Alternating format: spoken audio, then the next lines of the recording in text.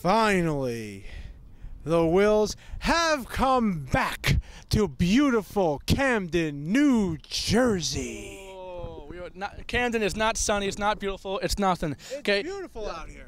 We're looking at Philadelphia right here, people. This is Camden. It's ugly. It's dirty. And it's crimey. It has a lot of crimes. That's what I'm going with on that one. Okay, one of the most dangerous city in America right now. I mean, we got to finish this fast because the camera's gonna be stolen in no time. Yeah. All right. Well, anyway, welcome to Battle of the Wills, the first outdoor edition to represent our SummerSlam episode. We had a great TNA HardCORE Justice episode. This one's gonna be a lot better. We're outdoors, so we thought we'd kind of go with the theme of SummerSlam this year. And boy, do we have so many 4 matches to talk about on this entire card right now. It's a stacked card, ladies and gentlemen. But ladies and gentlemen, we'd like to thank you for joining us tonight. Our YouTube channel is going great. YouTube.com/Wrestling Roundtable to make sure we have all of our future episodes. We also have a great radio show coming up after SummerSlam to talk about that. UFC was just here in Philly. I mean, what about it? Rashad Evans taking him out, huh? Taking out Ortiz. Obviously, and Vitor Belfort. He looked great. Looked great. Wonderful. Well, it was a great card for Philly, you know, and so we thought we'd represent a little bit more. The sun's going down. You'll see us a lot better now. Do you smell that trash? I smell. Yes. I do smell it. Good old-fashioned Camden. How I not miss D at all. Anyway, so let's talk about SummerSlam. It is their second biggest show. WWE's big show this Sunday coming up. I got to tell you, they're coming off a Money in the Bank show. Yes, it is. Biggest show in the last 5 years, probably. And now here we are at SummerSlam. You know, they call this their WrestleMania of the summer. Does it feel like WrestleMania of the summer? You know what? I don't think so. I think they brought CM Punk back too soon. A little too soon. I understand why they did it. Second biggest show, you want the biggest match. I understand it. But they brought him back way too soon. They should have been building this for SummerSlam. I mean, on Survivor Series, I'm sorry. You know, I could sort of agree with that. I don't, feel that it was a little too soon. It really didn't kick in yet. It was kicking in right away. You know, we needed a little more months. But it's SummerSlam. They need to have CM Punk on SummerSlam. They need to announce that he's at least going to be at SummerSlam. Did he have to be in the match? No. He could have been at the arena or something, but that's the route they went with. I mean, honestly, was Alberto Del Rio versus John Cena really going to sell that show? Honestly. I think you have Cena in the main event. It's still going to sell. I mean, Alberto Del Rio, they've been building him, and it would have been a good match. Would it draw as much money? No, but it would have drew money. Well, that's, again, we don't know. We're going to find out, but let's talk about the card that is on the card. That makes sense. Anyway, so we have our Divas title. We have the new Beth Phoenix going against Kelly for the Divas Championship. I was thrilled on Raw that Beth Phoenix finally is now who she really is, a monster diva. What they were going to do with Karma anyway, they're kind of now doing. They have to. So what do you think? You think Kelly could possibly win? I hope not. But you never know, man. She does have a wicked tongue, I've been told. So she might actually she might keep the title just because. But I'm rooting for Beth Phoenix. I hope she wins. She deserves it more. She's a better wrestler. And I'd love to see it on an actual wrestler. If it's not her, then please Natty or Eve or even Gail Kim. Somebody who's an actual legitimate wrestler, please. Okay, this is how much he's not in tune to wrestling, ladies and gentlemen. Gail Kim doesn't even work for the company anymore. Well, hey, and along with a bunch. So it disproves everything he just said, because he has obviously not been watching the product, because they are no longer on the roster. They lost 4 people. Actually, we should talk about that too. So in a couple of minutes. But anyway, I am going with Beth Phoenix. Natalya also turned into a bad guy, realizing that now they need real women's wrestling is what we need. And I think those are 2 of the best they got. And I definitely think that Beth Phoenix should win that match. There should be no reason Kelly should win. Build up a bunch of heel divas, and let's get the Divas division back going where it's supposed to be. I agree. He wants to take my microphone. I want it. The next match on this. That microphone. No, you didn't turn it off. Okay. The next match on this SummerSlam is going to be Mark Henry, who's on my team, against Sheamus. It's a shameful thing. That's not bad, actually. Thank you. It's a battle of our wild cards. Yes. Both these guys were stolen off each other's rosters. Yes. How convenient is that? And I gotta admit, he called it perfectly. Sheamus is the new face. Did you know that I took Sheamus in the wild card? No, I'm talking I about. did. I'm talking how you predicted Sheamus called it. Cried. I didn't cry. He cried. He was so mad. I got Mark Henry out of it. Mark Henry was the better pickup. He walked off set. Mark Henry was the better pickup. At least he won on the pay-per-view Money in the Bank. Sheamus did it. I got more points than you. Oh, I had to go against 7 other guys. Don't matter. Don't matter. He's complaining. I'm not. How am I complaining? I'm kicking your ass. I'm up by 21 points. This episode will be updated to where it's not that number. Kicking your ass. But anyway, like I was saying, he called it. Sheamus is now a face on SmackDown. Good for him. That was not a bad move. Wasn't a bad move. I can understand it. How many other faces they got? They got 2. No, 3. Daniel Bryan. Yeah, exactly. Now they got 3. Now they got 3. You're right. But I'm gonna say this. I'm not because he's my guy, but I'm going with Mark Henry because they've been building him up as this monster heel guy. I don't think they're gonna cut his nuts off just yet. I think I'm gonna go Mark Henry, the sexiest, strongest man in the world. You know, I gotta say, Mark Henry has done a great job being built up. He's doing exactly what he should have been doing 10 years ago. But Sheamus is going to win. It's so obvious. They got to build him up because they already built Mark Henry up. They got to get Sheamus into. Why stop now? Don't be surprised if we get a double DQ. I could see that happening. We both get points on the show. You know, might as well get a double DQ at the end of the night. I can live with it. That's fine with it. Okay, so we're going. As long as they make a point, like say they double DQ, but after the match Mark Henry beats him down. I mean, at least they're still building the character. He's Sheamus. He's not going to get beat down. Oh yeah, they need a cage to settle this. He's still the guy who, like, when faced with Nexus, he screamed, Cena, help me. Same guy, yeah. And he's also the same guy that is a former 2-time WWE champion, and Mark Henry is a former Olympic silver medalist, unlike the gold medalist that's on my team, because he failed to pick that one.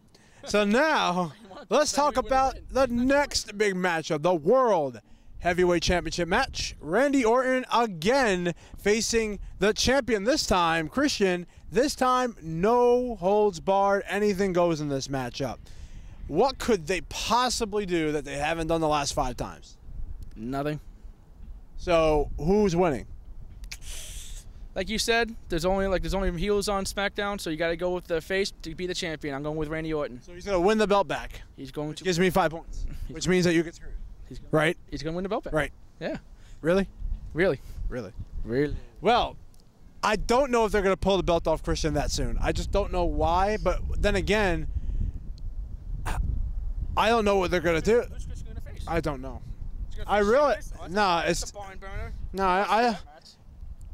I don't know what they're going to do, personally. Again, they're building Mark Henry to face Randy Orton. That's what they're doing right now. Personally, what they should do, they shouldn't even have a world title match. They should have some kind of tag team match. They should start incorporating more people in the storyline. I would like to see more people getting in the storyline. They actually are, in a way, because they're actually having Cody Rhodes and Ted DiBiase kind of screwing Orton, which makes a lot of sense based on their past history. Yes. You know, they could incorporate them with Christian, have a group going. You know, Randy Orton could get some other people going, maybe some newcomers, maybe build their own legacy. I don't know. But, you know, we need to see more people in this feud. The problem I have with that is that it kind of kills all momentum Cody Rhodes had. Cody Rhodes was doing a great job as a single. He was doing a great job as a single wrestler, and then they've been doing nothing with Ted DiBiase. They kind of threw Ted DiBiase a bone and put him with Cody Rhodes, and now they're having him like do run-ins. It's like, come on, no, come on. Like, Cody Rhodes was doing a great job by himself, and then they kind of just threw Ted DiBiase with him, which is fine. I'm okay with it because I think Ted DiBiase is a great wrestler. I don't know why they don't do anything with him. So they had nothing to form, so they just threw him at the Wolves, and now they're like doing run-ins. It's like, come on, they were doing good enough as he was. Why screw Cody Rhodes over like this? I think he was doing great just the way he was. Well, Cody Rhodes doesn't even have a match on the show. I mean, as of right now, I think they are playing an Intercontinental matchup with him, Ziggler Jackson. I could see that happening. You know, just like Daniel Bryan said. They fired D.H. Smith, but keep Ziggler Jackson. Yeah, okay. We'll talk about that. He could join Legacy, the new Legacy.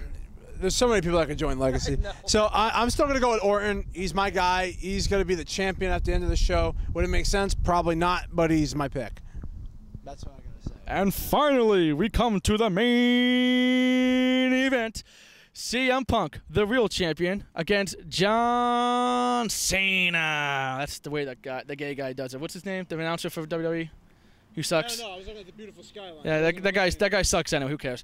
But no, that's main event. It's Justin Roberts? Yes, Justin Roberts. He sucks. Anyway, what's the Fink when you need him? But anyway, back to the story at hand. I'm going with Cena on this one. Actually, no, I'm not. I'm sorry. I want to go with Cena because it'll get me points. I'm going with CM Punk. CM Punk's going to win the match. I hope he wins the match because I really feel he's doing a great job right now. Please, keep him the title and keep him giving the mic to him. He's doing a great job. Let's keep it going, people. Please make the right decision, Triple H. Please make the right decision. Don't think with your dumb head. I was gonna say something a lot worse, but I changed my mind. Remember to go to TLDWrestling.com for all TLD merchandise, and remember that we always have great TLD. I know it was just that you was talking, so I had to make sure that the TLD website. And by the way, which he will be wearing my shirt once this whole thing is over. That's never gonna happen. You're not gonna win. I am gonna win. So, what my opinion is that first off, even if John Cena wins the match, he doesn't get points for the championship because he's already a champion. He doesn't win a championship. So therefore, I don't think he's going to get any points on this. We'll have to discuss this with Eric, the boss. So every time I make a point, you want to call Eric. I have to. He's the guy. Okay, then you don't get any points. There you go. I just made the whole rule. Well, then you better discuss it. CM Punk is a true champion. I know. He beat and CM Punk is not. Oh, that means that we could take back the 5 points you earned from Raw. No.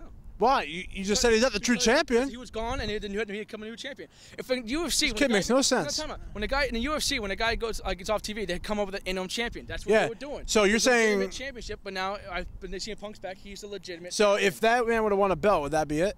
What do you mean? No, forget it. So anyway, my opinion. He doesn't like that. Makes sense. It makes perfect sense. So my opinion on this whole thing is that CM Punk did come back a little early. I believe he does need to be the man. He needs to have the championship right now. He needs to run the company. I don't know what they would do with him after that because Cena's got to move on to The Rock. And Survivor Series in New York is where we are expecting that to start. So, because The Rock's expected to be there. He won't be at SummerSlam, which is a shame. They're in L.A., but, you know, perfect timing for that. We'll see CeeLo, though, performing. He's a good I like the song. I like the song, though. He sucks ass. This guy's a hater on everything that's wrestling. Wrestling, he just is shitty. Okay. So, anyway, that's our prediction. I'm going with CM Punk to win. I think he's going to win that, you know. Or could they move this forward to Night of Champions? Could we see another DQ finish that night? Or maybe a no-win? Or God, no. I'm not a fan of CM Punk to win clean and, like, be the man. I'm not a fan. I am not a fan at all of a show ending as a main event to be like, you know, you don't know what happened. Unless something happens at the end that's pretty big, that unexpected. So that's our predictions for SummerSlam. We only got 4 matches to talk about. I'm sure they're going to add more. Do you think that they made a mistake this year with SummerSlam by not promoting more matches? Yes. SummerSlam is the second biggest show of the year. It's always one of the most watched. They should have had more matches, should have built more matches. I mean, how many great wrestlers are they not using right now? A lot. Exactly. Well, I wouldn't say that. I said they're using them, but they were not. They could have easily announced, like, a perfect example. They could have announced Alex Riley versus Dolph Ziggler for U.S. title this week. But they didn't do it. And, they could have built that the previous week. There's a lot of things they could have done. I think they got too much in the Money in the Bank hype that they expect people to order the pay-per-view. Edge versus Mysterio, right there. It's another great match they could have put on the card. I think they are putting on the card, but they just haven't announced it. So that's our predictions. Now, when we come back, since we already made our predictions, what we're going to do now is talk about our favorite SummerSlam moments. So we're going to have that. Plus, we're going to probably talk about the people that were just released. We'll do a quick snippet on that. And then we'll be right back for the Battle of the Wills.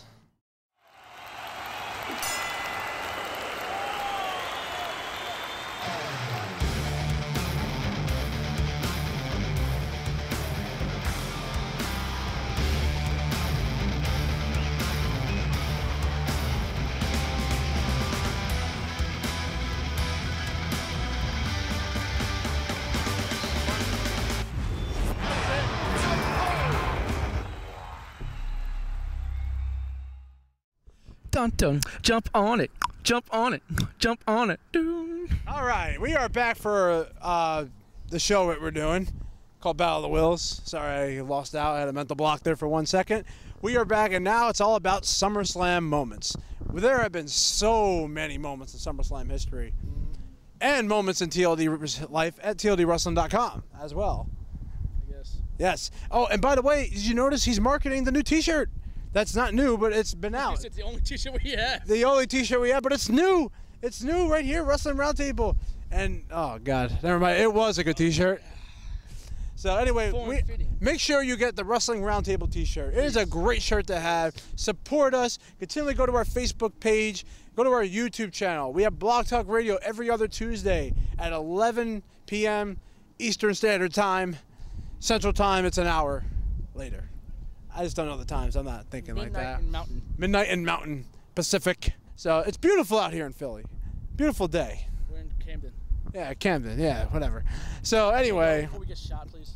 Okay, so anyway, we're going to talk about SummerSlam moments. We got 3 good ones and one that just really was terrible. Okay? So, like what Eric would always say, let's get the worst out of the way. And let's start off with our worst moment. What was yours? Any SummerSlam that included Triple H, Shawn Michaels, and the McMahons. Sorry, it got old fast, and I'm sorry. What are you talking about? There's a lot of them. I know, that's exactly. They all sucked. And basically, like, I'm sorry, I don't want to see 40-year-old dudes trying to act like adolescent teenagers. It's not fun to watch. I could care less. Sorry, guys. You're great wrestlers, and McMahons are great characters, but I'm sorry, I just did not care for it. Okay. Well, anyway, I think the worst SummerSlam we ever had as far as the whole card and everything was 1995 SummerSlam.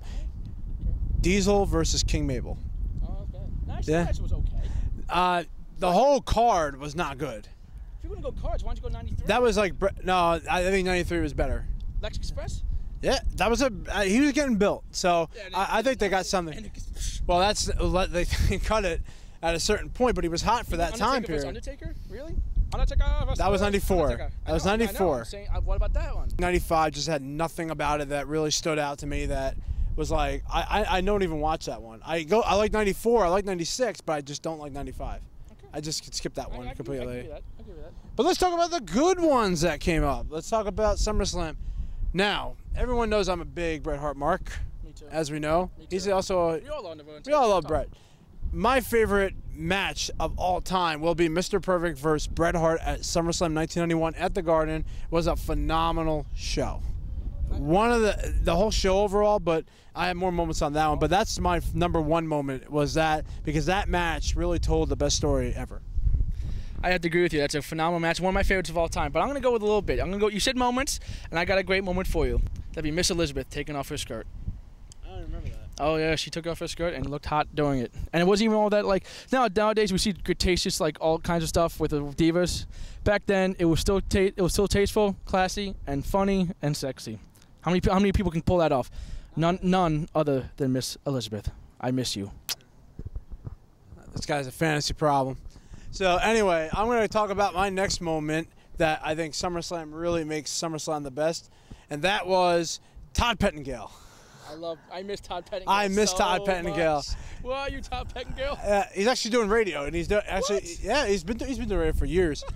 But that's one guy, because I remember he always used to promote in the beginning of the show. I miss those times; those were really good. But as far as SummerSlam moments, you gotta put. Speaking of Miss Elizabeth, you gotta put back '91 again. You have to put the match made in heaven. That was a phenomenal moment. Imagine, and that's the main event of the show. But that's the main event of the show. That was like the only time I could recall a segment actually being a main event that closes a show. That does not happen often, and that was perfectly booked. Totally perfect. And it was the only wedding that actually went and through as a real wedding. And it led it to a great feud too. Yeah. I agree. And it made the Undertaker face. Yeah. Absolutely. God, I miss good booking. My favorite SummerSlam of all time, I grew up watching it, and took place right over there in Philadelphia, SummerSlam 1990. And when no, I didn't go. I was only 5 years old, dude. But no, it was my favorite SummerSlam of all time, and had one of my favorite matches of all time. Greatest tag team match I've ever saw was Bret Hart Foundation versus Demolition. 2 out of 3 falls match.